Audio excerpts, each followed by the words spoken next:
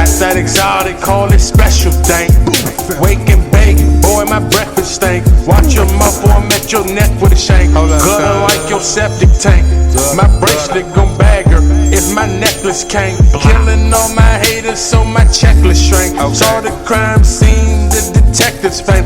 Ballin' like my check is blank. All my records crank. Trap house, stash house, ayy, I call it investment bank. I deserve an Oscar, so I prepare acceptance and thanks. Bad girls bend over and expect to get spanked. I'm a gangster and I'm skeptic, you ain't. Hey, he was beefing, but now he a Christian.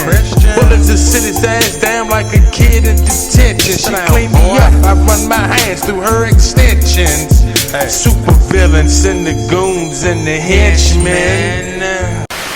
So where exactly did witchcraft come from? I'm going to be reading from, again, the Book of Enoch, which is an ancient biblical text that was removed from the Bible. Again, my belief is Satan doesn't want you to know the truth about demons, and the Book of Enoch reveals a lot about demons. It's not 100% accurate. There is some manipulation that's been done to it. So don't take it all 100%. Take it with a grain of salt and read it for yourself. So we're going to start with chapter 7. Again, it's talking about the angels who have mated with the humans and taught the wives all the secrets and mysteries of the world. So yes, women knew all of the secrets before men, okay? And they were more aware of everything because they were taught that information by the angels. And so women were originally the high priestess of all the religions, but those were all false religions because they did not pay homage to the one true God. They were the angels lying to the world saying that they were God. And that's what formed all the polytheistic religions in the world. So the disobedient angels came down to earth and taught all the women all the secrets and mysteries, and including all the witchcraft. And witchcraft actually means to bend to your will, as opposed to the will of God.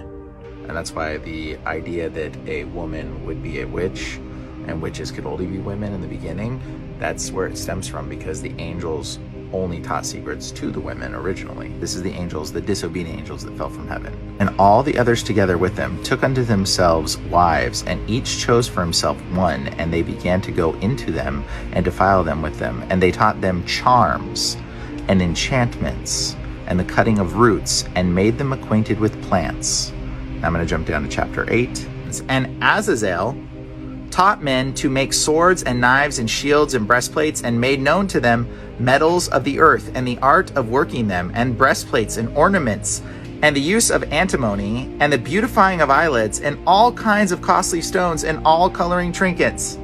Yeah, so makeup is witchcraft. I know that sounds crazy. It's a perversion of God's image. It came from disobedient, fallen angels.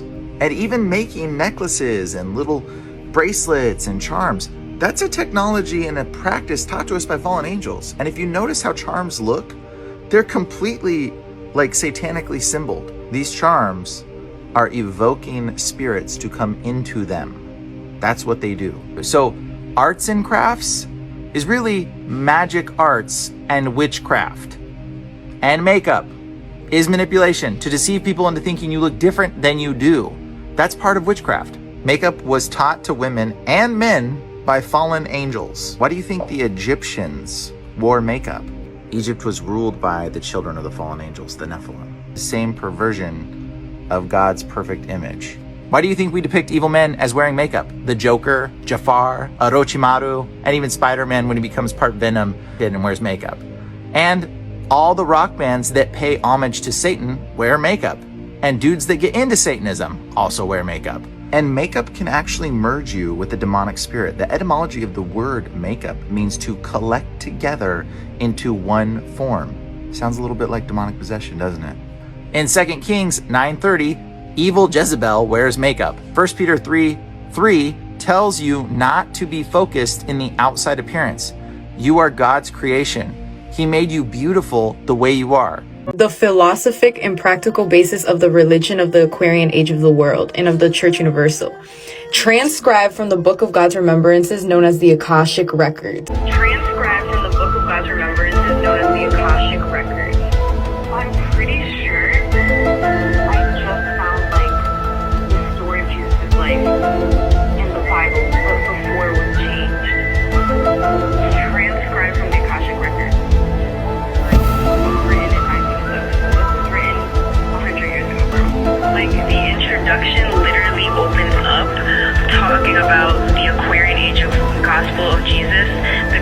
the Piscean Age. Is there a Christ of the Aquarian Age? And it opens up even talking about these questions of what's the Piscean Age, what's Aquarian Age, what is meant by Christ as the word is used in the book, what's the relationship between Jesus of Nazareth and Christ, what are the Akashic records. Now looking at the table of contents, bro, it talks about his early life, early education, childhood of Jesus, education of his mom, the works of Jesus in India, the works of Jesus in Tibet, Persia, Greece, Egypt, the Council of Seven Sages of the World, the second epoch, the first annual epoch, the third epoch, the betrayal and arrest of Jesus, the trial and execution, the resurrection of Jesus, the materialization of his spiritual body, and the establishment of the church. Like, are you kidding me? Like, are you kidding me? And, like, it's not loading, but what? All right, so I got to talk to y'all real quick before I show y'all some more things, right? A lot of my last video has been talking about Leviathan races and things like that. And I know most people is like, man, you just getting these videos, you just believe in anything you hear and whatever. And that's not who I am. So I want to show you why it makes sense to me, because it's not the first time I've heard it. It's not the first time I've actually read it. And again, I've also always felt like the evil of Adamites had become so great that he would denounce the Elohim, Gabriel, and take the life of his own brother. The Elohim, Gabriel, placed a mark in the form of a cross on Cain so that he could be identified, and thus no one would kill him. The cursive design on the original swastika reads in Nubic Yafatah, which translates, "O opener, victorious, beginner of evil," is written on all sides. This figure has been referred to as the Grammatium. You can see all of the different places that it's been used, what it was called in Aramaic, Hebrew, Greek,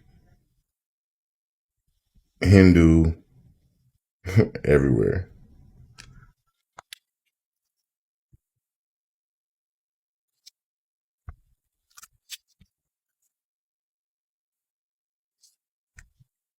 I thought this one was pretty funny.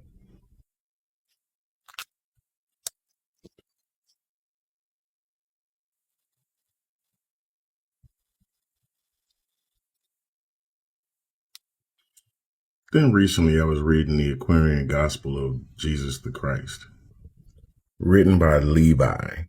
And just in, taking my notes, just playing with the letters, Levi, obviously, I just told you what it translates as far as, laws, but you got lived and you got evil and you got vile. And I mean, 2 out of 3 don't really look good. You're going to live an evil, vile, full story. I got to take it from so many different sources because everybody's going to have this for those who would like to look it up. Today we are in chapter 6. It's called The Human Beast. This is tablet 15, 231. One name of the beast is Leviathan, meaning Levi equaling law, Athan equaling sin, simply the laws of sin. Also called the spell of Kingu or serpentine, a beast or imperfection. Let's see here. The story of Cain and Abel describes how the evil of Adamites had become so great that he would denounce the Elohim, Gabriel, and take the life of his own brother. The Elohim. Creep on in, on in, on in.